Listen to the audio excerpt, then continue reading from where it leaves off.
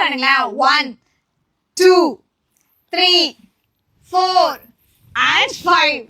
So பாத்தீங்கன்னா 5 செகண்ட்ஸ்க்குள்ளேயே really நான் வந்து வியர் பண்ணலாம். ஆக்சுவலி நாங்களே சம்டைம்ஸ் சொல்லுவோம் 10 செகண்ட்ஸ்னு. அப்படிலாம் கூட இல்லைங்க, 5 செகண்ட்ஸ்லயே வியர் பண்ணிடலாம்.